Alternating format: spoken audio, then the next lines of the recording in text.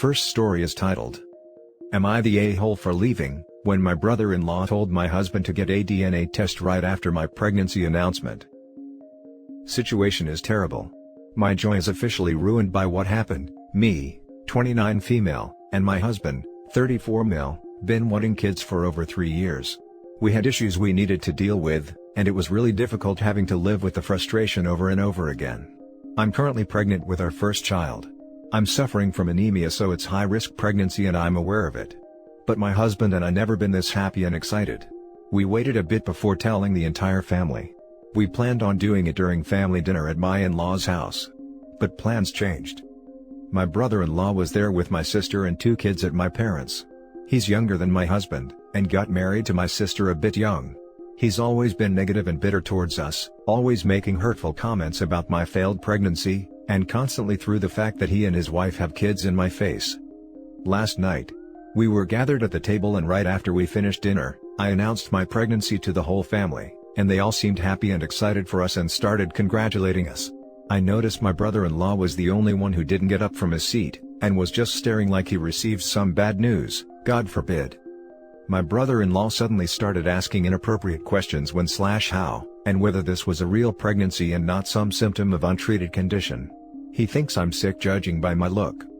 He then proceeded to tell my husband to make sure to get a DNA test just in case. The whole room went quiet. My husband just stared at him awkwardly. We both did.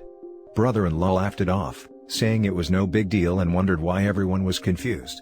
He said he did it with his kids, so no problem. I was absolutely livid. I felt humiliated, my joy got robbed and the announcement was ruined. My sister started apologizing, saying he is just being a jerk and didn't mean it. But I immediately left with my husband after being publicly humiliated and questioned. My mom called me later, and said this is how he is, and that I shouldn't have left like that. But I felt offended at my own parents' house by my brother-in-law. She told me that I shouldn't ignore my sister's attempts to apologize, and wanted me to meet with them to discuss the issue and both parties apologize, but I wasn't willing to feel more stress than he already caused. Can you imagine waiting for years for this happy moment, then hear this type of comment by my brother-in-law? It's awful. He said it like it's the most casual thing in the world, and probably is making conditions to apologize for what he said. Both my husband and I are equally shocked and hurt by his comment. Now for the top comments. Jesus, not the a-hole at all. Your brother-in-law sounds horrendous, and your poor sister if he's insisted on DNA testing their kids too. Do not apologize for this, he was exceptionally rude and cruel, and you were more polite than I would have been. I mean, it almost could be spun as though he's blaming conception issues on his own husband, as well as suggesting unfaithfulness. Like a double whammy of stupidity and cruelness there. Not the a-hole. My mom called me later and said this is how he is and that I shouldn't have left like that. Leaving when someone says something like that is just how I am. And if she tries to say something contrary to that, talk over her, just how I am. Each time. Wanted me to meet with them to discuss the issue. I'm not the person who needs to have an issue sorted out. I am having nothing to do with him, until I have a reason to believe his issues have been addressed, and fixed. If you have a problem with us having no relationship, take it up with him. I am no longer speaking about this topic.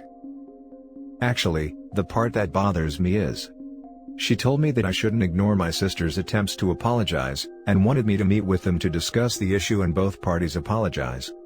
I don't think OP did anything wrong. She doesn't need to apologize, and she shouldn't. That said, I think the situation is, so long as her sister is married to this guy, her parents are going to keep hosting him at family events so as not to lose their daughter and grandchildren. Which is likely why they want OP to just ignore his poor behavior, as they do, since they're trying to be peacemaker, and have everyone be able to show up to family functions. They don't want having brother-in-law there to cost them OP and her family either, but they also know brother-in-law is the a-hole, and they can't really stop him from being the a-hole he is. That's why they need OP to be okay with it, since brother-in-law is unreasonable, and they know that if him being a gentleman is a condition of OP being over, they'll lose OP's family. But they don't want to lose sister's family either. Her parents absolutely could have handled it better, but assuming OP loves her sister despite her marrying an a-hole, and still wants to be at events with sister and parents, she needs to think about how she is going to handle things. Is she willing to just be rude to him back and deal with him being there? No? Then what happens? I don't have a real answer for her here. It sucks sister married this a-hole, and stays married to him. But I'm not sure isolating sister would help. He may not be that great to her either? I don't know. Not the a-hole. My sister started apologizing saying he is just being a jerk and didn't mean it. Didn't mean what? To say that you're unfaithful? My mom called me later and said this is how he is and that I shouldn't have left like that. Just because that's how he is doesn't actually mean you have to put up with it, and it infuriates me whenever someone uses that excuse. He's like that because people just tolerate his BS. You don't have to, especially when he just accused you of cheating on your husband in front of your entire family. You're right, I don't understand how is that somehow my fault. Yes, my family seemed to be accepting of this behavior and enabling it, then blame me for how I react. My mom loves my sister and can't stand to see her upset, so that explains why the family is accepting of this. Now for the next story. Am I the a-hole for telling my son, too bad, about having to do a 30-day jail sentence? I have 4 sons, 2 with my ex. I've been divorced from her since my oldest, Cody, was 10. We co-parented well until he turned 14 and was starting high school. He and his mother wanted him to go to a local school, Venice High, whereas I wanted him to go to private school. The odd thing is that, my ex and I live in a very nice area, but the families often send their kids to private schools for high schools because they can afford it. Therefore, the local high school has a lot of empty seats, and brings in kids who couldn't behave in their own schools. The local school is basically ghetto. There wasn't much I could do since my son was 14, and my ex was assuring me he wouldn't fall into the wrong crowd and I was simply stereotyping. My son thought Venice would be easier and he could walk home from school. Lo and behold, by the time Cody turned 18, he dropped out of high school and became a pothead. His days were filled with hanging out with other potheads he met at school, and skating and trying to be cool. His mom said he was finding himself, had plans to learn a trade, get a GED, etc. This led to him and I becoming estranged. Things at his mom's started to get crazy, so my other son decided to live at my place full time. My son told me that Cody and his mom were messing with Crystal. It made sense in a lot of ways. There's not much you can do with a tweaker who doesn't want to get help. Earlier this year, Cody got busted for felony crystal. I paid a lot of money for a lawyer and rehab, so he could have the felony brought down to a misdemeanor upon completion of rehab and probation, and would have his record erased. He did get a 1-month suspended sentence on the condition he didn't get any more felonies. He was about to finish his program and probation, but he got caught with felony crystal again. This was after he visited his mother. So far, he's never spent a single night in jail. He was always cited, but he will have to do the 30 days since he has a new felony charge. Technically, I could hire a lawyer to bring the new charge down to a misdemeanor, so it won't count against him. A public defender could do the same, but not before his court date in 2 weeks where he has to surrender for his 30-day term. I just decided to let him go to jail, and I would be perfectly fine with it. My ex and Cody are begging me to help, and I am. Now for the top comments. Not the a-hole. I went through a similar experience with one of my own children. 10 days in jail and 90 days in a state-mandated rehab program. That experience was what turned them around, and it's now been 3 years of sobriety and a whole new life.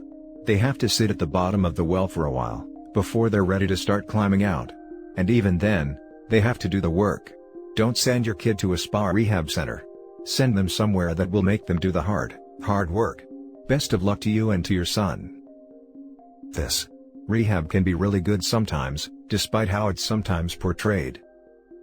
You're not the a-hole, but I'm side-eyeing you for calling the local public school ghetto. He's also blaming that school for his kid getting into substances.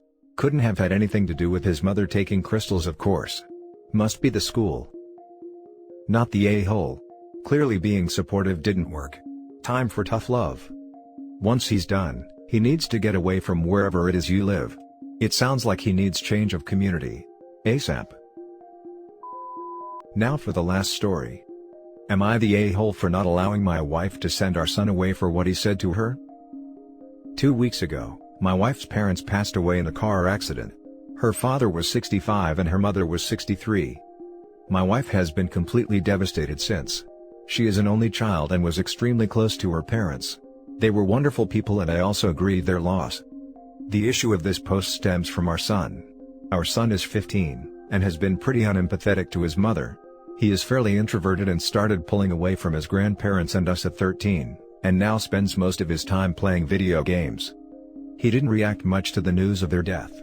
I have tried talking to him about it a few times, but he has told me that he didn't feel that close to them. I still have to go to work while my wife is on bereavement leave. Our son is doing 100% online learning and is also at home all day. Since the accident, my wife and son have had several bad interactions. Examples: wife was crying in the bedroom, and son barges in and asks when dinner is. Wife asks him to make himself something, he rolls his eyes and walks away. Wife set up online Zoom funeral with her aunt and cousins, her only remaining family, and asks son to attend. He gets on the call from his room but was on his phone the entire time and didn't wear a shirt. Wife asks if son would like anything from his grandparents' house as a memory. He loudly replies nope, and walks away. The big incident came 2 days ago. I was at work when my wife called me sobbing. What happened is that, she was in the living room playing some old videos with her parents when son comes in. He asks to use the TV to play a video game, and she says to give her an hour. She then asks him to join her. His reply was, "Mom, I honestly don't give a crap. They were old and going to die anyways, can you just get over it already?" She sent him to his room and called me. I talked to him about it when I got home and made him apologize, but it clearly wasn't sincere. It upset my wife even more, and she asked to speak with me that night. She told me that she is having a hard time grieving with him constantly sharing the same space, and him being rude and dismissive of her. She proposed that he spend 2 weeks with my sister, since they have a similarly aged son he is good friends with. She wants the 2 weeks to go through everything from their house, deal with the legal stuff, and really process her grief. I do understand where she is coming from, but I shut her down. I told her that it is unfair to send him away, and that if she needs some time apart from him, she needs to be the one who goes.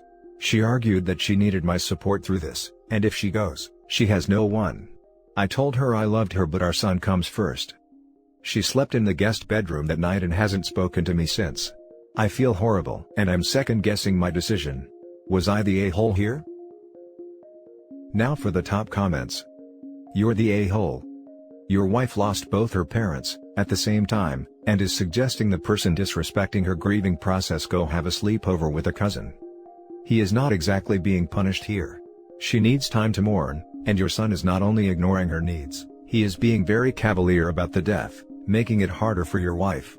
At 15, surely he must understand that it's hard to lose a family member? What has happened in his upbringing that this part didn't go through? You say your son comes first. What I don't get is, how is this a competition? You're feeling a-okay son gets to go spend time with a cousin, or your wife gets to hear all about how her son doesn't give a crap about her parents or her? It's like comparing hitting your funny bone and having cardiac arrest. Sure, you can check out the damn elbow, but maybe the cardiac patient needs more help here.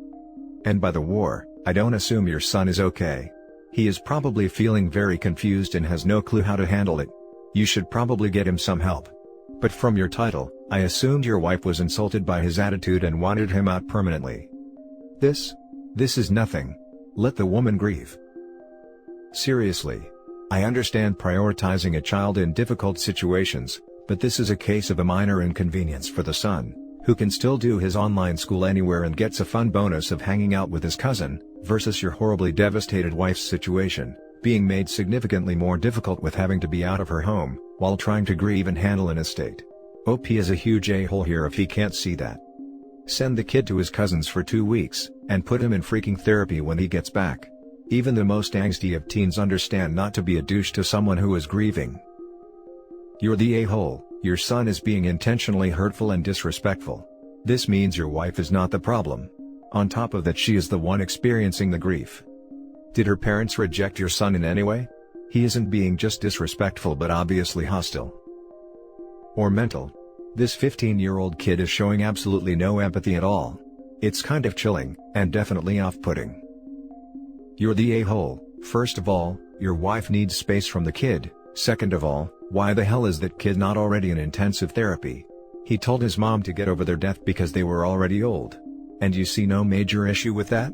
Your son needs medication and therapy immediately. Edit. I apologized to my wife and called my sister. My son is going there for the 2 weeks, leaving tomorrow. I'd appreciate if you all stop calling him such horrible names based on this one post. I recognize that this behavior clearly isn't as normal as I thought it was. I was really similar as a kid. And just ended up getting over myself as an adult. I'm looking into some child physiologists for my son and some couples therapy for my wife and I.